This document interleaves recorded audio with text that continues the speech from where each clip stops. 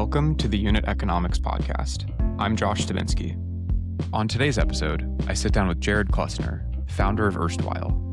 Erstwhile offers a bespoke approach to highly curated vintage jewelry and vintage-inspired pieces. We get into the intricacies of sourcing, the importance of building trust in a category like this one, and the realities of building a business around rare physical goods. This was a fascinating look at what it takes to build a high-touch, relationship-driven business, and I learned so much. I hope you enjoyed the conversation as much as I did. Jared, thanks so much for taking the time to do this today. I'd like to start the conversation by just learning a bit about your personal background, your family's background, because I feel like, I don't know, maybe this sounds dramatic, maybe this sounds cheesy, but I feel like you were sort of meant to do this. And I want to frame the conversation around, your background and your family's background to start. Sure. Yeah, I'm like one of the, I guess, like rare sort of situations where I am a fifth generation jeweler. That might be uncommon in like the world outside of antique and vintage jewelry, but in the world of vintage and antique jewelry, there are a lot of families like that. Mine is probably the one of the longer ones, but there are many that are like that as well from around the world. And like a lot of these families still interact with each other. Like I buy jewelry from people that my grandfather bought jewelry from their grandparents. It's pretty cool in that respect. I didn't really truly understand how special that was until I was well seasoned human being at that point. Before that, I took everything for granted, as you do when you're young. I don't know. Yeah, I guess there's just sort of a maturation of that. But yeah, fifth generation jeweler, family started in Russia and being of Jewish descent, fled Russia during the turn of the century and sort of traveled around and settled in, of all places, Berlin, set up shop, blah, blah, blah. 30s come along. My grandfather feels like it's like getting a little too heavy for him. And at the time he had a jewelry store, I believe with his father, but his father has already left, so he was running it. And yeah, like on a Friday just decided, he was like, I'm done. I'm going to close up this shop. I'm not going to tell any of my employees who are a lot of non-Jews. And this part gets a little bit like sort of funny, but like somehow he was able to like de-set a lot of the diamonds, carve out a book, put diamonds in there, and sort of take off with, whatever wealth that he had, and made his way to Belgium, got a sort of a fake passport, and then sort of got his way to America. It's kind of crazy. I mean, there's a million of those stories, right? But like, that's just one. Yeah, it's a remarkable story. Like you said, it is one of many, but each is Right. special. And yeah, I appreciate you sharing that. Thank you. So what was it like growing up in a family of jewelers with this sort of lineage? I know you said you didn't appreciate it, but did you have any interest in going into this business as a kid, as a Zero. teenager at any point? Okay, zero. So what did you think you wanted to do as a kid? I talk about this all the time. And even to this day, I generally do not think about the future at all. I do get these things in life where I have a little bit of future, but not the overarching future, which is like these little things that I get excited about that sort of get me through the days prior. So like, I was really excited about doing this with you because I enjoy your presence and our 1 hour of hanging out. Like we connected and it was nice. But as far as the big picture, never envisioned myself married, never envisioned myself with kids. Not that I didn't want those things, I just didn't have the vision and the same sense of like, the only thing I could think about, which is such an immature thing, which was like when I was younger, it looked so fun to hang off the back of a garbage truck. You know what I mean? Like those guys that were like collecting trash. Like I thought that was the coolest thing. So like, not that I was looking at that as like a future, but like that's the only thing I could see that looked like really fun, Maybe like a veterinarian, but not really seriously because I liked animals when I still do, but no, I had no future plans about being in the jewelry business. My family never was like, come work for like my dad was like, I did work for my dad for a brief moment, but like we never like worked for the generation before. It was more of like this like mentor apprentice sort of dynamic, which in a sense, like I appreciate that way more now. But my grandfather moved down to Florida and as being like an antique vintage jewelry dealer, he would find these like retirement places like Florida or Arizona or wherever. And, retirees are always looking to sort of like sell their things because like, you can't take these pair of glasses and split them into three places and in three pieces and give them to your kids, you sell them and then you pass out the money. So like he would capitalize on that. So going back, like then like, my dad would be like, "Oh, we're gonna go down and visit your grandfather," and we'd go down there for like, a vacation or something, and we'd be in Miami at that time, and and I would see my dad and my grandfather like buying and selling jewelry to one another. And so like I would just absorb that information, this knowledge without just being around it like through osmosis, just as like my kids are absorbing knowledge around me. At what point did something click for you? At what point did you think, "Okay, I'm actually going to go into this business?" And at that point, did you have the idea for what Erstwhile was gonna be, or did that come later? Josh, I have no future outlook, I told you, right? It's everything is like just do what you're doing and like things will fall into place in some sense. And that's kind of like how it happened. So like not going too deep into my early adulthood and my adolescence, but in the end I landed on like I just want to do good for this world in some sense. And like what I meant by that, and it was a very like sort of basic understanding of what that means. And what that meant to me was that I'm not going to do anything in my life that's going to like harm anyone or anything like that. And I was like, and like as you already sort of found out or knew, I'm going to become a massage therapist. I'm going to help people. And, that was a quick way to doing that. It was like an 18-month course or whatever. It was like a degree, I guess, in the end. And I got this minor degree in I forget what it was called, but in a sense, it's massage therapy. And I did that for like, I don't even know, a couple of years. And people told me I was good at it. I sort of like reached my limit on like how many massages I could do a day, how many I could do a week. I'm living in New York City. Here is where I'm at. Like, what's the trajectory here? Like, where am I going? There was part of me that was like, I want to be on that table getting the massage, But like that wasn't happening with like this career path that I chose. And as sort of time went on, my father at the time was still working. And I remember talking to him and I'm just like, yeah, I'm like, I'm just not making enough money doing this. I was like, I wonder, like, could I come and borrow a few pieces of your jewelry and try to sell them? So just back up 1 second is a summer before that, or maybe 2 summers before that, I worked for him. So I got to know a lot of the people and the inner workings and things like that. When you're young, you sort of absorb a lot of information, maybe not well, but like you absorb it and like you think you know everything. I knew everything enough to like have the confidence to go ahead and like say, "Hey, can I take some of your jewelry and sell to these people?" So, like, I took, like, some, whatever, it was like a dozen things and, like, sold, like, more than half of them and made, like, more money than I would ever make in, like, 1 month of doing. So I was like, "Huh." And what year was this? I would say this was, like, 2003? 2002, 2003. So I'm 50 years old now, half my life ago, pretty much, right?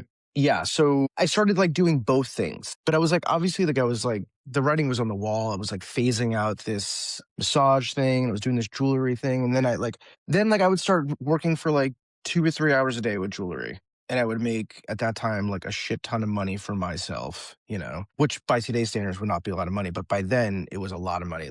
I didn't have a lot of needs then. It was enough for, like, $5 meals, and, my rent was cheap, and that was it. And then, yeah, at some point I remember I had this one very high profile massage client, his whole family, and I would go to their townhome, and it was like, they had an elevator in their house. It was just like this epic place, and I would get there, and sometimes I would wait like an hour and a half to begin. And I'm just thinking, I was like, okay, I'm massaging three of them, an hour and a half. And I was like, you know what? These guys don't value my time. And I was like, I'm just going to, I'm only going to give them the hour. I'm going to give them the exact amount of time that they paid for. And that was it. And I basically cut all their sessions like in half, essentially. And it was probably a very cocky move at the time, but I was like, I felt confident. And the next day I get a phone call. I was like, my wife says that you cut her massage by blah, blah, blah. He sort of gave me like a call and I sort of admitted, I was like, yeah, well, I was waiting there an hour and a half and I was like, I got a life as well and other people to serve, blah, whatever. Time is money, right? He was like, I think we're done here. And then I was like, I'm done. And that was like the sort of the singular moment where I went into this jewelry business full time. And then it sort of like was like a slow it was a slow climb to retail. So yeah, so that's 2002, 2003. It wasn't for like another 7 years I was just doing wholesale, like buying, like trading, like buying and selling to other dealers and, going to different jewelry shows all around the country and the world, traveling, buying as much as I could, selling, and sort of like using my grandfather's sort of like his playbook, which was like, he's like, find retirement communities. He's like, that's where all the jewelry would be. And he's like, when you get there, get a hotel room. When you get into the hotel room, at the time there were phone books in the hotel room, open up the phone book to jewelry. There's also this other thing. I don't know if it still exists, but there's just this. It's called the Red Book. It's called the Jewelers Board of Trade, and most jewelers, especially like established jewelers like that have stores, they list themselves in there, and then there's like a rating. So he's like, you take the Jewelers Board of Trade book, the Red Book, and the phone book, and he was like, match them up. If you find someone in there in the Red Book that's in like Arizona, whatever like that, you find them in there, call them up and ask them if they buy jewelry. 9 out of 10 would say like, yeah. So then you know that they have jewelry that is not just like this brand new manufactured jewelry. And then I would go there and then there'd be like a thing where we always say in the industry is like, you have to pay like your entrance fee. So like your entrance fee is you got to buy something from like you got to find something to buy even if you might lose a little bit on it. It shows that like you're worth spending time with and that they will show you things in the future. They might call you. I'm from New York, so they would value that level of skill set, I guess, or just like that sort of sharpness that everyone sort of attributes to New York. Yeah, and that's kind of like how I began like buying and selling jewelry, was sort of that way. And then, obviously, are we getting to like Erstwhile at this point? Yeah, let's get into it. So then, how does Erstwhile come to be? During this whole time that this was unfolding, at the same time, I was like unfolding as like a fine artist, like as a painter. So I was at the same time, like, I treated my jewelry job as like an actor would treat their waiting tables job. Like I would work for half the day making money, and then I would spend the rest of the time going to my studio painting and trying to make it as a fine art painter. Obviously, we know how that went. The recession kicked in, and then like everything that I was doing with jewelry, like no one was buying anything. It was just like I was just like living off of savings. But now I wasn't even going into. I guess I was living in I was living in Brooklyn at that time. I wasn't even going into the city to work anymore because it was just like a waste of time, a complete waste of time. Like no one was doing anything, and I was just painting in my studio. And then like one day I came home and my girlfriend, my now wife, was like, "Why don't you like start this website that, we were talking about like a website." And she's like, why don't you start that? Like she was sort of the one, Elisa, I should name her. Elisa was the one who was saying like, yeah, why don't you get this website going? So whatever, at the time, like I was like, all right, let's do it. I had all the time in the world. I was like craving something and went on Craigslist to try to find a web developer. And I guess I don't even know if people, I haven't been on Craigslist in ages, but I don't know where people find people anymore, but at the time, that's where you would find such a thing. And found this web developer, this guy, Tim, who lived in Portland, Maine.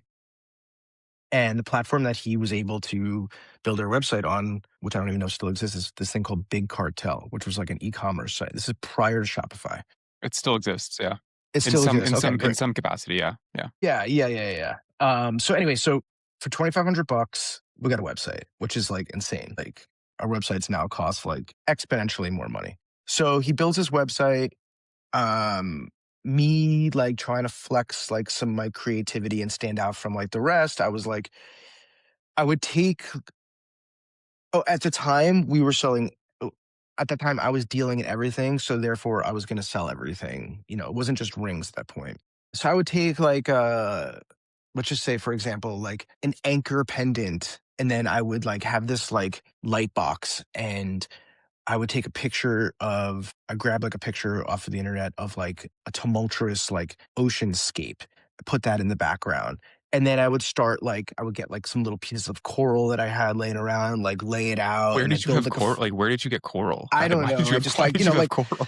I you know, I have like lots of little objects and things, I guess. So like I had parts and pieces of I don't know. I had a Sure. shell or a coral or something, whatever. And I would build out the foreground, rest the anchor, and then take these pictures. And they were really cool, and like that whole thing sort of took off in the sense that like what were the websites then that people were this was prior to yeah, it was prior to Instagram, because I think Instagram started in 2010. Yeah, very, very soon after, though. I mean, it was right around Yeah, then when it started. absolutely. And then I don't know, maybe I don't maybe we were posting pictures on Facebook. I don't know how I forget exactly. But like they were catching on. People were liking them and like finding them. I think, like, Blogspot and, like, Right, Tumblr, that's right. I right? forgot about Yeah, like, blogs and blogging. Tumblr. Yeah, Yeah, that's right. We were blogging. Right. That's right. Thank you. Like, yeah, I remember like even like on like one of the top like headline of our site, like it just said blog. Like I don't think anyone does it anymore, but like it said blog and like yeah, we'd post there. Anyway, long story short, like that was sort of the beginning. And like I don't know, maybe like we started with like 50 items, put everything up, maybe made a couple blog entries to get some traction and went to sleep and woke up and like something sold. that's amazing.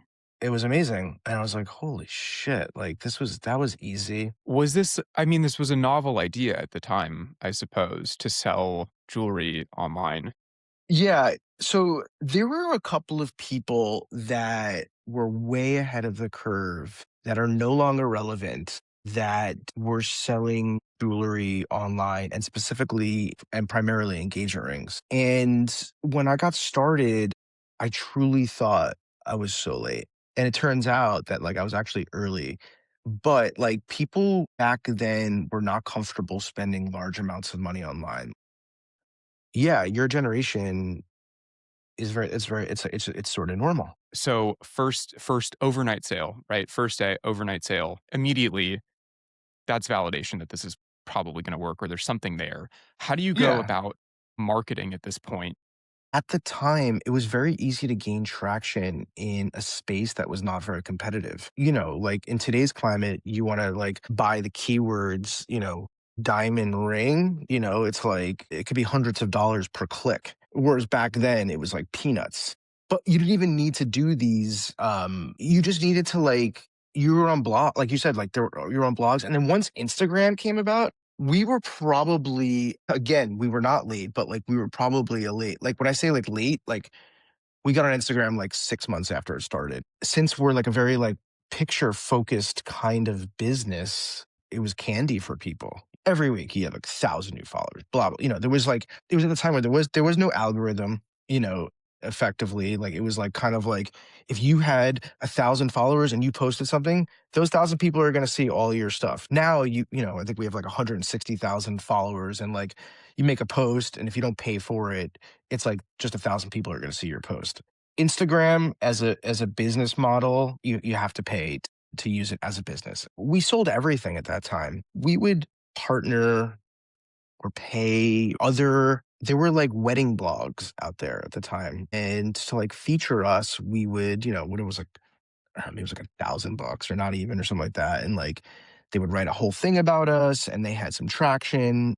Rings were like like just a part of our business. It wasn't like a big part of our business. And at that time, like I told you, I was doing like these creative like pictures and I would take like these diamond rings. And at the time I didn't have a very good sense of like what to buy. Like I didn't have like a voice yet of like what my style was as far as rings go. But I would take these pictures of these rings on like wood, like this dark, like I'm talking like logs, like sticks and logs. They were like, okay, send us your like your content. And I sent that to them and they were like, we can't use these. And I was like, what do you mean we can't use these? And they're like, it's just like not the vibe. Like it doesn't like have like wedding vibes. And I was so offended by that at the time because like the only kind of response I was getting was just like, you're the bomb. Like your pictures are great.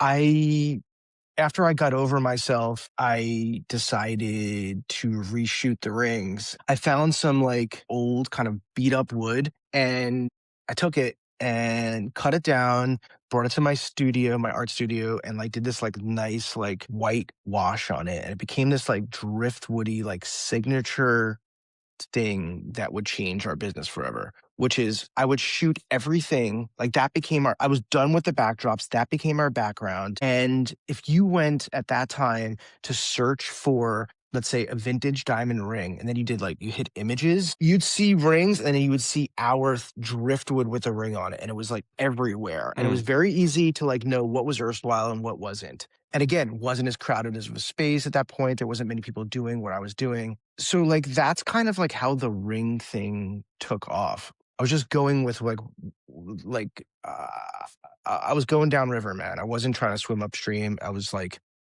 the ring started to sell. And part of it was like this negative response I got from like the pictures I had before. And now there's like this like very bridally look, and everything for years got shot like that. I don't even know how many years. Could have been 5 years, to the point where like you look at the wood from like day one and you look at it from like 5 years later. The wood it looks horrible from like the wax that we would try to hold. Like it was just whatever. Like it was all falling apart at the very end. We need everything on white now, like just like everyone else, like because everything was getting more homogenized and it didn't matter anymore. We had our foothold. At what point did you start to think about SEO? At what point did that become relevant? Because I feel like you have done a great job with the optimization of the site. When you search some pretty generic terms, Erstwhile comes up. Like it's ranking pretty highly. Yeah, that's mostly like just Elisa grinding it out and like, tinkering for the last almost 16 years. That's not like where my headspace is, like to get into the weeds of like all that stuff. So I don't really know the answer to that. She knows the answers to all that, and she's the mastermind behind why people see why Erstwhile exists. We make a very good team in that sense, like where she could take what I buy or make and let the world see it. So that works out really well. I think we were always cognizant of SEO. We became more cognizant over time as it meant a lot more to like sort of the longevity and the growth of the business, or to sustain a sort of business. Because like I said, prior to like the black magic of Google, it was more effortless. Like it was easy to find. There was there was less people in the world. Like there was less, it wasn't a crowded space. Like nothing online was that crowded then. At what point did you open the showroom? And what made you Yeah. decide it's time to open a showroom? So prior to Erstwhile becoming a legal corporation, was operating under my name. And like I said, I was just like trading amongst other dealers. I mean, obviously it still exists today, but like in those days and like the generations before, there were really important jewelry exchanges.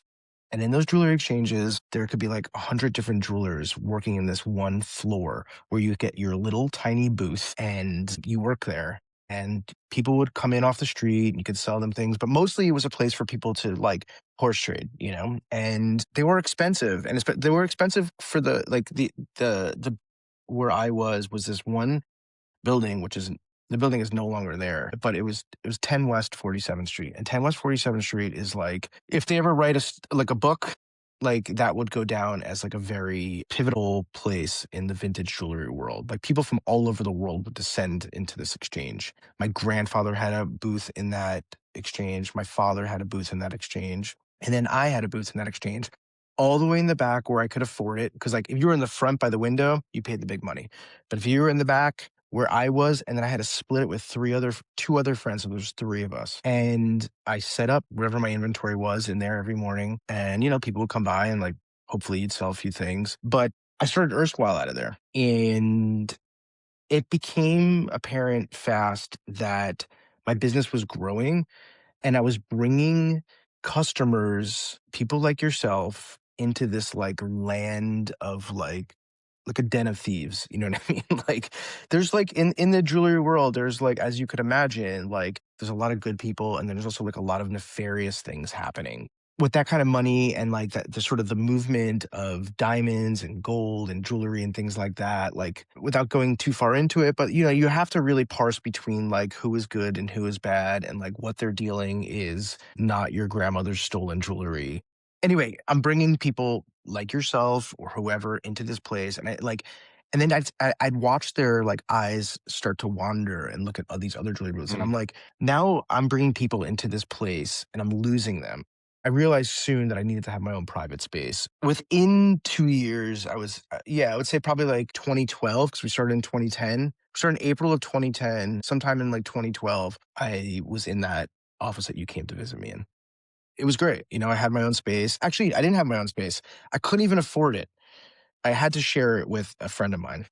Again, I had no employees. I was doing everything, like everything. I was doing, besides like the marketing and back end of the computer stuff. But at the time, at the very beginning, I was doing all the photography, setting up those sets, like I was telling you about, the accounting, just whatever it would take to like run it, and then slowly I was doing so much and I was sort of like exhausting myself. And I would like, Elisa, I was like, could you like, she knew how to do Photoshop. I don't know how to do Photoshop. I don't even know how to make a spreadsheet, man. I'm like a dinosaur when it comes to that stuff. I'd have to ask her to like do these things, and it was like I was like asking so much of her, and like she was trying to get a career in like marketing and fashion, and was also like I would say like she had this like entry level position, but like wasn't like on this like high trajectory as like what looked like Erstwhile was starting to go in that direction.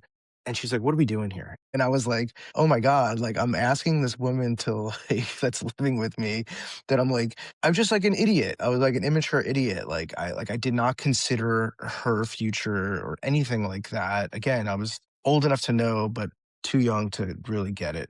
And yeah, I mean, I got like engaged like soon after that. It was just like a very natural progression. How has the process around sourcing rings changed over time? What does it look like today, and how has that changed since 2003? I think this is such a fascinating part of the story and of this line of work, and so, yeah, whatever you can share would be awesome. At the beginning, I would find rings from like everyone, like I'd find little bits here and there. And like to some extent today, like you still can. But you soon come to realize that this is like a very niche part of a niche industry, part of like a bigger industry, the jewelry world. And so you find that like I would be like walking. I remember I was walking around a jewelry show in Miami, many years ago. This guy came out to me and he was like, "You used to have like a business like in 10 West, right? We had a booth." I was like, "Yeah." And he was like, "I think I have what you're looking for." And he had all these vintage engagement rings. And I was like, "Oh, wow." So, like, I think, like, at that time, I was, like, again, like, back to, like, the entrance fee sort of mentality. I bought one item from him just to, like I wasn't, like we weren't, like, full blown, like, a bridal business at that point, but I mean, I was, but, like, it wasn't, like, this is where our head is, if that makes any sense. So, like, I bought, like, one thing and sort of moved on. And to this day, he is my biggest vendor. We're very close friends. We have other business ventures together. And, I consider him like a very close friend and probably one of my closest like business relationships.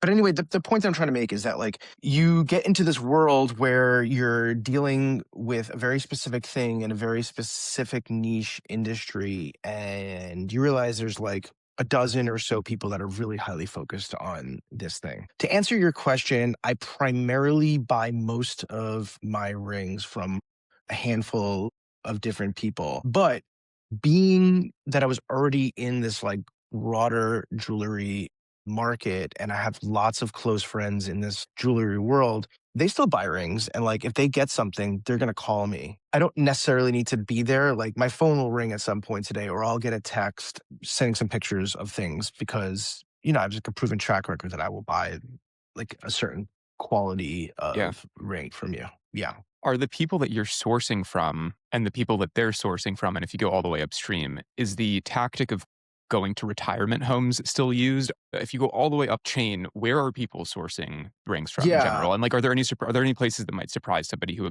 doesn't know anything about this industry? I mean, you could find things anywhere. Like, say we took a trip to Santa Barbara or something like that, and we were walking down the street and I saw a jewelry store. I'm gonna walk in there and like if they, and I've done that before. Like anywhere we travel, even if it has nothing to do with business at all, like I'm always able to like find something generally. And I know people in most areas of the country and the world where I could definitely like have an exchange. Is that just generally how it's been over time? Like, has it changed much at all? Yeah, it's changed a lot actually because like, with the internet and, texting and things like that, it's like you don't necessarily need to be anywhere. There's also these like within the industry, there's lots of, and this sort of happened during the pandemic primarily, chat, like these huge WhatsApp chat groups that are just like horse trading.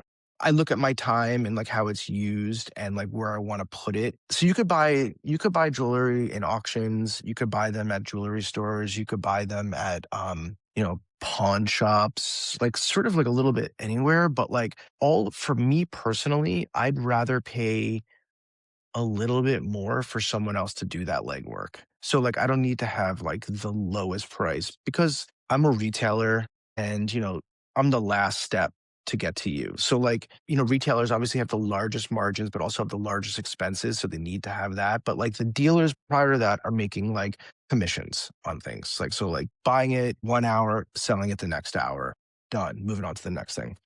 For me personally, like I told you before, like I get a lot of my rings and jewelry from a pretty consistent smallish network of people, I would say. The primary amount, yeah. How do you think about inventory management? It's really interesting to me. Like, if every single piece is one of a kind, there isn't like a reliable supply. It's a totally different dynamic. Yeah. You're touching upon something that is a major struggle in the sense that like even if like I manufacture something, it's still going to be unique. You know what I mean? There's like this the center stone is unique. So we can have a certain style, which we do. We have many styles, but like in the end, they're all priced a little bit differently.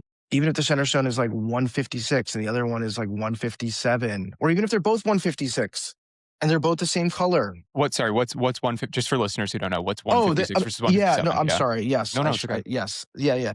Like, say the center say you bought a solitaire engagement ring and the center stone weighs a carat 56 and the color is an H and the clarity is a VS1, and you have two sitting side by side one another. They might not be the same price because the cut could be a little bit different. The desirability of the make of the ring or the diamond itself could be one could be a little bit better. So there's like so many nuances and levers to push and pull that it's hard to repeatedly sell the same exact thing, which makes inventory management complicated. Inventory systems are very complicated for our thing too. It's like anyway, but I don't want to get too much in the weeds of that because it's like super nerdy and half the time like I can't even wrap my head around it. But like yeah, but like also again like as far as like inventory management, it's like you never have enough and you're always trying to resupply. And oftentimes like like if someone would come in, like a lot of people feel the need or the desire to negotiate. And some people are just relentless with it. And if I have like a unique piece, and as much as I want to like help everyone out, and sometimes I see their offer as fair, I might not be able to replace that piece, and I certainly won't be able to replace the exact thing. I won't be able to replace it maybe today, tomorrow, or in a year. So like it's sort of against our principles to lower that price effectively unless like we know there's another one like right behind it or something like that. So yeah, inventory is tough. What's something you've changed your mind about since starting Erstwhile or since getting into the industry? Well, I don't know if this is like totally related to your question, but I feel like it's touching upon it. Is that what I've changed in my person in myself about running this business is like not being a control freak or a micromanager, but just to let other people run with things and to trust that you're not great at everything and that there's people out there who could do a lot of things a lot better than you. And I think it's very important to align yourself with people that are better than you in categories that you're not so great at. So like for example, like I just like never learned Photoshop. I never learned how to make a spreadsheet. The only like great thing that I ever learned in school was learning how to type. And like that was like a skill that I still use today. But I'm sure there's other skills, but like I find other people to do the things that I am not good at. I know that I'm good at having a conversation with people. I'm like a good people person. I'm highly critical personally and people around me, which is, sometimes not great. But what that lends to is being very critical of the jewelry that I buy as well. So I have a discerning personality both inside and out. I think we have time for one more question. What's next for Erstwhile? Where do you see things 3 to 5 years from now? Yeah. Again, I don't go too far into my future. I could have seen this one coming. But I will say this, though. I will say this is that when did you come into the showroom? October. Were we selling any jewelry at that point? Of your own jewelry? Or you mean non-engagement? Yes, I'm sorry. Yes. So we started off like selling everything, and then it sort of whittled down to engagement rings and wedding bands. And then recently, again, we're like, why don't we start selling jewelry again? It was more because, like, again, like Elisa and our staff in the office was like, they were sort of like pushing for that. And then I kind of resisted it for a while. And then like it just became like something I was like, I like doing this. Like this will be interesting for me again. So we got back into that. And like again, like things started like I was really surprised, but like we started selling a lot of jewelry again. And so I see that as the future again, is like Yeah. sort of branching out into like more highly curated different categories of jewelry, and not like the vintage engagement rings is like I can't imagine, but like I do believe it'll always be the cornerstone to our business where everything is sort of hinged upon. But I'm very excited about like these other. I like treasure hunting. I like exploring, and like like I wake up at like 5 in the morning on like certain points of different weekends, and like with my son we'll go to like flea markets, and he's into like treasure hunting and doing all that stuff too. So that seems to be the only thing in the future I could think about right now. Yeah. Yeah. I think to answer your question, yes, it might have been shortly after you started introducing Yeah. Right. non-engagement jewelry again, because I think you have a vintage Chanel ring that has 3 stones. It's beautiful. And I think Yes. Yeah. I Yeah. think Yeah. that was in the shop at that point. So I think to answer your question, yes. Yeah. Yeah, that was sort of straddling the line. We were already like starting to sell like what would be referred to as like cocktail rings or other rings. And that Chanel ring was sort of the bridge between the vintage engagement ring world and sort of the jewelry world. So yeah, good spot. I can't wait to see what comes of the strategy. And I mean it sincerely for anybody that's in the market for an engagement ring or any other jewelry for that matter. I can't recommend Erstwhile enough. I really do appreciate that. Yeah, of course. This was such a great conversation. I learned so much. If you want to share with listeners where they can find Erstwhile, please feel free to do so. Yeah, so we have a website. Do people even say www anymore? Throw it in there. Why not? We got to bring www back. I don't even know if Gen Z and Gen Alpha know. Like, I'm going to insult a lot of people. I don't know if they know what www stands for. It's a good trivia. It's the World Wide Web. So you can find us online at erstwhilejewelry.com. Yeah, that's the best way to find us. You can find all the information and stuff about us, and phone number, or whatever you need. Amazing. Thank you so much, Jared. Thank you, Josh. I really do appreciate it. And it was fun chatting with you, as always. Absolutely. I hope you enjoyed the conversation. Make sure to follow or subscribe wherever you listen to podcasts so you can stay up to date with the latest episodes. Thanks for listening.